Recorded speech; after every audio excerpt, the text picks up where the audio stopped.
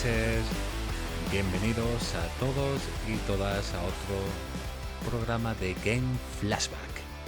Sí, aquí está José Antonio García, hoy día 7 del 12 de 2023, 7 de diciembre.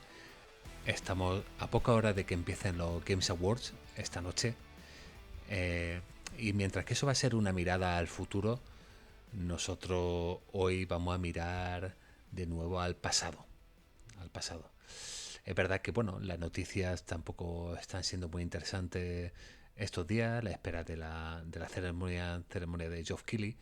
Quizá lo que más me ha interesado el día de hoy es que Alone in the Dark, el remake de la primera entrega o el reboot de la saga, no sé muy bien cómo llamarlo, se ha vuelto a retrasar, se va al 20 de marzo de 2024.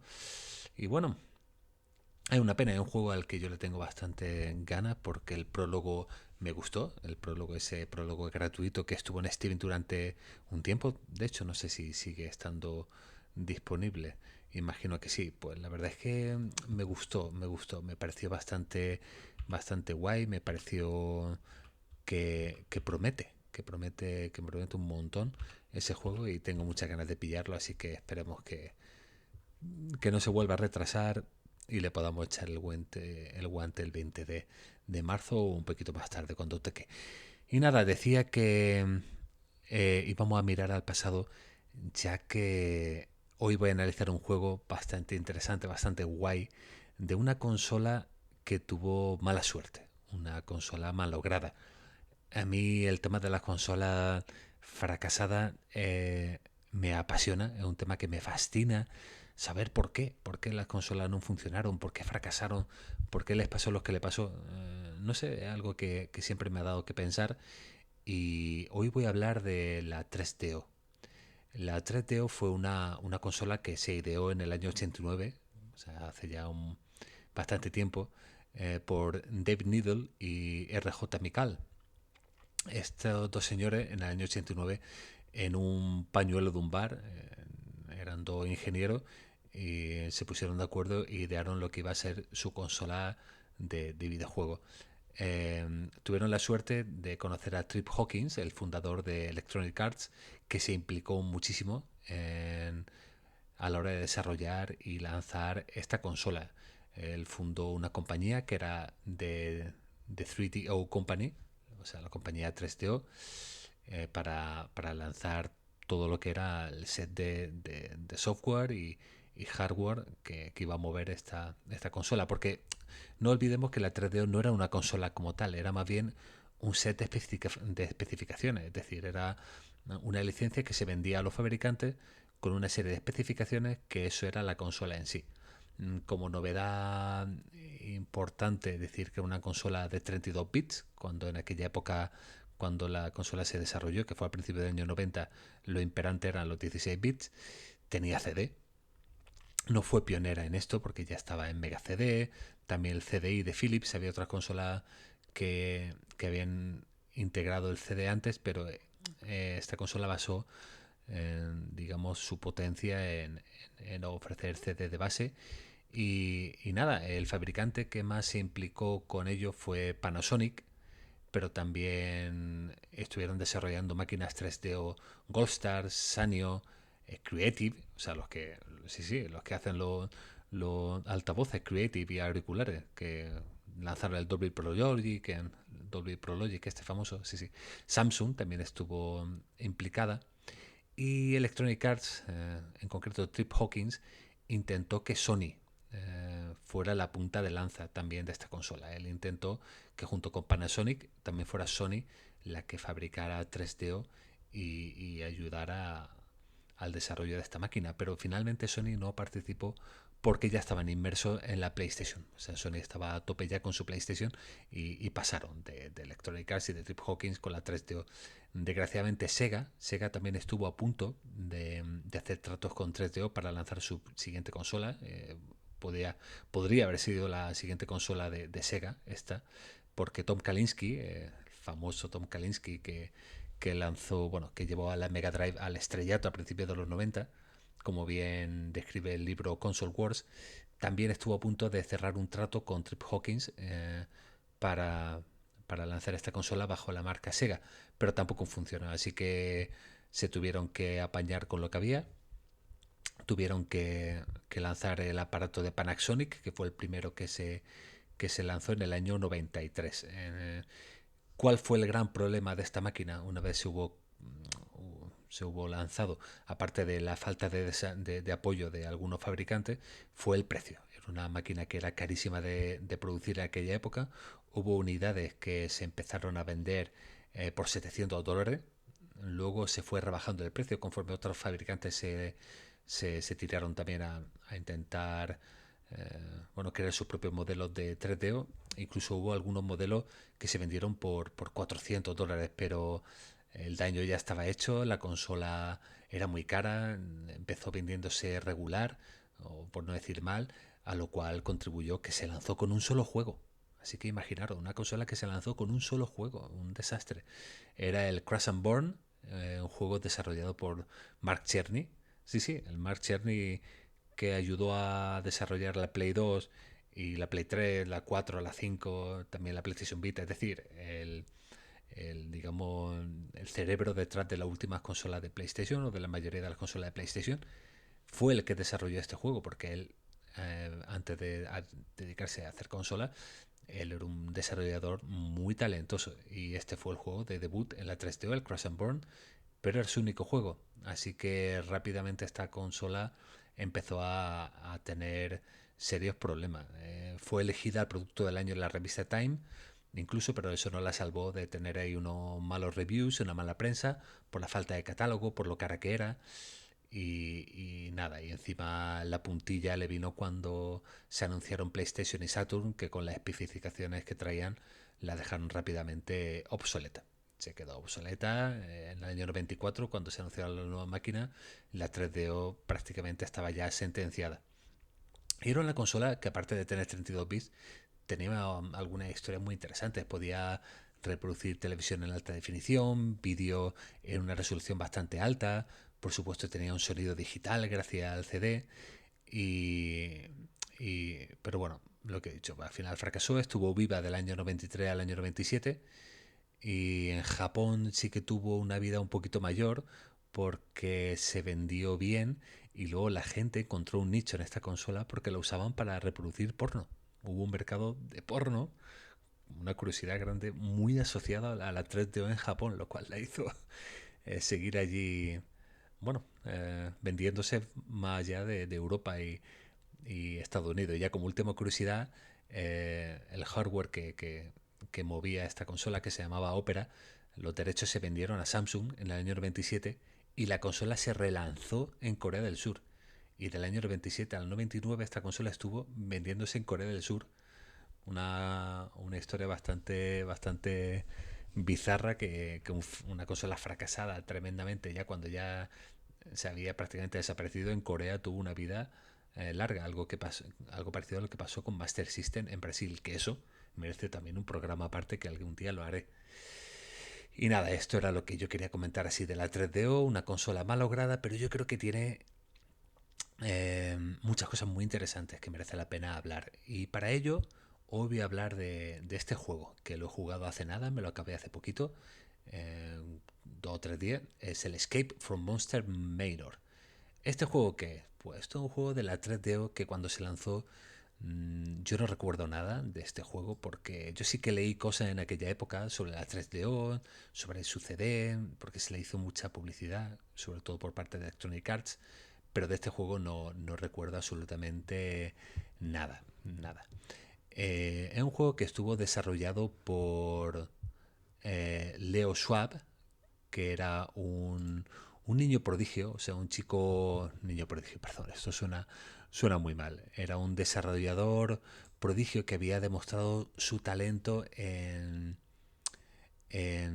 Amiga, había hecho muchos trabajos en Amiga y había destacado mucho, y Trip Hawkins lo fichó para la 3DO Company, pues para ser algo así estilo Romero y Karma, que es decir, un hombre con mucho talento que hiciera juego en su compañía, con un nombre propio, que era, como he dicho, Leo Schwab. Este señor intentó hacer un juego para 3DO que no le salió y no funcionó y rápidamente reciclaron todo lo que tenían hecho y crearon algo similar a lo que estaba más de moda en el PC en ese momento, que era Wolfenstein, Wolfenstein 3D. Así que se la idearon, se la apañaron para crear en poco tiempo un juego que reciclaba mucho de lo visto en Wolfenstein, pero que a la vez era diferente. Era diferente. Y luego vamos a explicar por qué. Este juego, Escape from Monster Manor, salió a finales del año 93, se publicó por Electronic Arts y la plataforma que fue lanzado fue 3DO. Solo, es un juego que solo se ha lanzado en 3DO, nunca se ha lanzado en ninguna otra plataforma, así que exclusivo de esta máquina. Así que he tenido que hacer una auténtica labor de arqueología para leer sobre él, estudiarlo y jugarlo. Cuando se fue lanzado un juego que fue recibido regular en la prensa, no tuvo grandes reviews, digamos que tuvo una recepción tibia, aunque hubo gente que lo pusieron directamente a parir. Por ejemplo, Sandy Petersen, uno de los principales diseñadores de niveles de ID Software en aquella época, que participó en Doom, en Wolfenstein, en Quake, lo puso fatal, le dio un 2/5, es decir, que tuvo unos reviews, bueno, digamos, medianos tirando a malos. En cuanto a ventas, no tengo ni idea cuánto vendió este juego, pero imaginando que la 3D es una máquina que no funcionó, imagino que es un juego que no se vendió demasiado. Pasando a la historia del juego, básicamente va de que tú estás en una mansión encantada, tienes que escapar recuperando unos fragmentos de un talismán que están al final o en la parte final de cada nivel. Y una vez que tengas todo el talismán, consigues salir de la mansión. De eso va. La historia se ve ampliada de una forma bastante curiosa con muchas voces en off que tiene el juego. Por ejemplo, en el menú principal tiene una introducción hablada bastante guay, bastante cachonda. Entre niveles también aparece esta voz en off que te va contando curiosidades sobre los niveles y que la verdad es que ayuda bastante a ambientar el juego. Y aquí sí que se nota que la potencia del CD, la potencia de la 3DO, marcaba un poquito la diferencia, porque era un juego que la voz digitalizada y estos diálogos que incluye era bastante guay para la época. Es cierto que esto ya en el Mega CD de Sega, por ejemplo, ya se había visto, pero aquí en un shooter en primera persona estaba chulo. Así que nada, pasando a la jugabilidad, sí, es un shooter en primera persona. Esto es un Wolfenstein de terror, digámoslo así. Eh, Así que un juego que va de disparar a bichos mientras tú tienes tu arma en la mano. Tienes que encontrar una serie de llaves, abrir puertas. Con esas llaves te vas moviendo por el escenario, que son bastante laberínticos, un poquito confusos, peor diseñados que los de Wolfenstein. Y al final pues, encuentra un talismán, derrota al jefe final del nivel y pasa al siguiente. El diseño de nivel es simplista, pero para mí está muy por debajo de lo visto en Wolfenstein, porque Wolfenstein tiene un sentido, tiene una lógica, el diseño de las paredes, el diseño de todo al final te llega a esa resolución del nivel, mientras que aquí tienes que dar muchas vueltas para encontrar la solución. Un poquito confuso y la verdad se hace un pelín pesado el diseño. El control se hace casi todo con el stick derecho, tanto para adelante, para atrás como para torcer, es decir, un control muy primitivo de un shooter en primera persona. Y el strafe sería con lo que son los botones L1 y R1. Luego, en cuanto a jugabilidad, el juego tiene fallos, tiene fallos. Primero, que el motor gráfico va lento. El motor gráfico va lento, luego hablaré un poquito más de los gráficos, pero eso afecta a la jugabilidad. Es un juego que se mueve a 20-30 frames por segundo, no tiene nada que ver con esa velocidad increíble del Wolfenstein 3D de PC, sino que es un juego pesado, es un juego así un poco cansino, difícil de apuntar a los enemigos, lo cual también es un poquito frustrante. Y luego tiene un fallo de diseño jugable tremendo, que son unos enemigos que son las arañas, que son muy difíciles de alcanzar con los disparos. Solo se le puede alcanzar cuando saltan. El problema es que no se sabe cuándo van a saltar, no te avisan y al final digamos que gastas toda la munición en estos malditos bichos y por mucho que lo intentes, por mucho que intentes mejorar ese tema o hacerlo mejor, no hay forma. O sea, es un enemigo mal diseñado que se carga parte de la diversión del juego. Luego esto, hablando de la dificultad del juego, lo hace más difícil de lo que debería. Estos malditos enemigos, la maldita araña. Y el juego se hace complicadete, porque tienes 3 vidas por capítulo Y esas vidas a veces se pierden fácil si no vas con cuidado y no vas mirando bien por la esquina. Hay bichos que en pocos golpes te matan y sobre todo las malditas arañas que te drenan la munición de una forma increíble.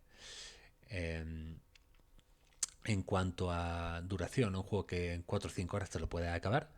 Tiene un truco en el menú principal que está bien, que se puede encontrar por ahí, que si lo introduces puedes elegir el capítulo. Es decir, si te atascas en un capítulo, puedes pasar al siguiente con este truco y así pues puedes ver todo el juego sin necesidad de pasar todo el entero, porque entiendo que acabar los niveles se puede hacer pesadete también. Pasando al tema gráfico, es un motor, como he dicho, muy inspirado en el Wolfenstein 3D de ID, pero más lento, lo cual hace que, pues, que se mueva peor y, a ver, hay que entender que esto era una consola no demasiado potente, porque por mucho que tuviera 32 bits, esto no era una PlayStation ni una Saturn, así que le costaba mover este motor. Tiene, como el Wolfenstein, unas tres texturas planas del techo y el suelo, y lo único que cambia son las paredes de color. Y hay, bueno, el diseño de escenario no está mal, tiene diferentes ambientaciones, vas pasando por la casa, por el sótano, por mazmorra, cementerio. Está bien ambientado, digamos que es muy tétrico y la dirección artística recuerda a ese terror victoriano. Está bien porque es bastante ochentero, a mí me ha molado porque recuerda mucho a estas películas de los años 80, por ejemplo la británica, las que hacía Ken Russell, como La guardia del gusano blanco o Gothic, que son películas muy curiosas que os recomiendo que veáis si no la habéis visto y os interesa el terror friki. La verdad que está guay. Este juego recuerda un poquito a eso. Y eso, en cuanto a ambientación y dirección artística, está guay porque no deja de ser un shooter de terror. Y es posible que fuera incluso el primer shooter en primera persona de terror este juego. Porque aunque el Wolfenstein y su secuela, el Spear of Destiny, tenían algunos toques sobrenaturales, sobre todo el segundo, este sí que es un juego directamente sobrenatural y de terror. Y probablemente sea el primer first person shooter de terror. Lo cual ayuda muchísimo también en el apartado sonoro. Tiene una banda sonora un poco irregular.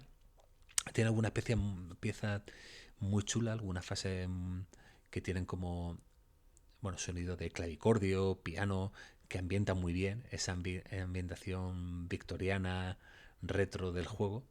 Pero luego tiene otras piezas que se basan básicamente en efectos sonoros, de gente gritando, de gente de silla eléctrica sonando, puertas chirriando, y la música del nivel es eso, ese sonido, y queda raro y cansa. Cansa. Es verdad que los efectos sonoros están muy bien porque son efectos digitalizados, lo cual los que estábamos acostumbrados en aquella época a jugar en consolas de 16 bits, esto era un lujo y suena un guay, pero el uso a veces, como he dicho antes, sobre todo en la banda sonora, es cuestionable. Y nada, concluyendo sobre este juego, como punto positivo yo diría que está, digamos, bien por el hecho de ser el primer shooter en primera persona de terror que se hizo, o por lo menos que yo recuerde. También fue uno de los primeros shooters lanzados en consola, porque Wolfenstein 3D se lanzó para Super Nintendo, pero probablemente el segundo fue este, o de los primeros.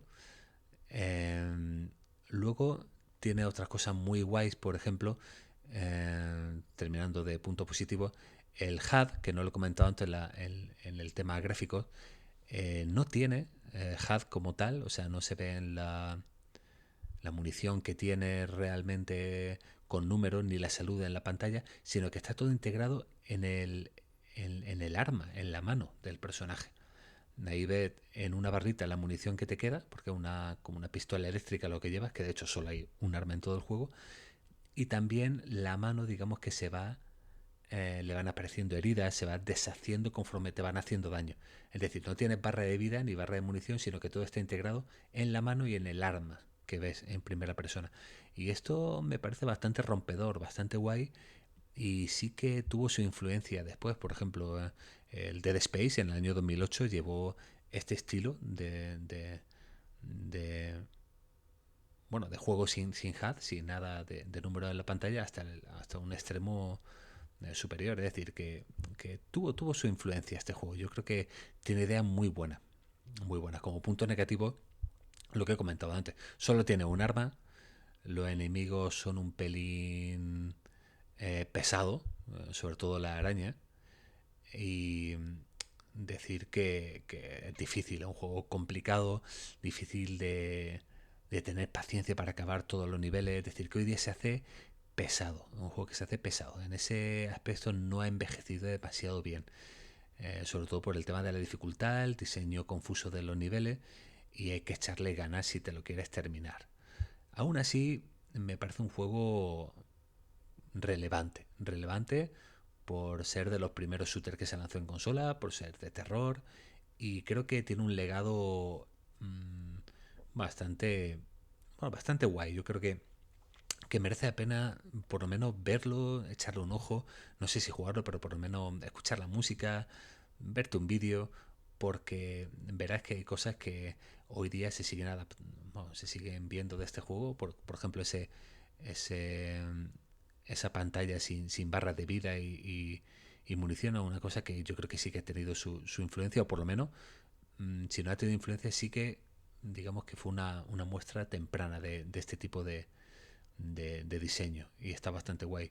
También destacó como otro punto positivo el hecho de los gráficos, los enemigos, más que el detalle de los escenarios de los que he hablado antes. Se me ha olvidado comentar un detalle sobre los enemigos. Utilizan transparencia, utilizan morphing, utilizan algunos efectos bastante chulos, digitalizados, que mola bastante, que no se veía en Wolfenstein. Wolfenstein eran sprite plano, los enemigos, y aquí le da un toque bastante chulo. Con las transparencias hay unas caras como que cambian de forma mientras te vas acercando, y esto, digamos que es un aspecto también muy interesante. Así que nada, pues por todo lo que he dicho, los puntos positivos, negativos, para mí este juego es un juego que está bien. Yo le daría un bien, un 6, es decir, un aprobado alto, pero eso, sobre todo como curiosidad y como legado y como fanático de los shooters en primera persona, creo que por lo menos, ya os he dicho, echarle un ojo si os apetece. Y nada, recapitulando, pues esto ha sido el análisis de Escape from Monster Manor, mi pequeño recuerdo y homenaje a la consola 3DO, que por cierto, hace 30 años que se lanzó. Ahora ha cumplido 30 años en el año 2023, al igual que se me olvidó recordar en el programa del otro día que Manhunt, el juego, también cumplió 20 años. Es decir, que estamos ahora de aniversario. 30 años de 3DO, 20 años de Manhunt. Perfecto para hacer estos programas y hacer un pequeño homenaje a esta historia retro que tanto nos gustan. Y eso. Y si os gusta a vosotros también, por favor, suscribíos al programa, darle a like, que eso siempre ayuda. Y ya sabéis que estoy atento a todos los comentarios, todas las sugerencias que hagáis, porque estaré encantado de responderos vamos, y aceptar cualquier tipo de idea que tengáis. Y nada, el siguiente programa le daré un repaso a los Games Awards, a ver qué nos ha presentado el Tito Joff. Esperemos que por lo menos merezca la pena. No sé si lo veré en directo, pero por lo menos algún resumen o así un fast forward me haré, mínimo. Y también para el siguiente programa deciros que voy a analizar Anthem de Electronic Arts. O sea que voy a pasar de un juego de Electronic Arts a otro juego de Electronic Arts, de dos generaciones totalmente diferentes, dos juegos bastante alejados, pero que este Anthem también tiene bastante miga. Yo creo que va a ser interesante, me apetece mucho hablar de él porque por muchos motivos que seguro que muchos conocéis. Y nada, que ya me enrollo. Un abrazo a todos, a todas, y nos vemos en el siguiente programa. Hasta luego.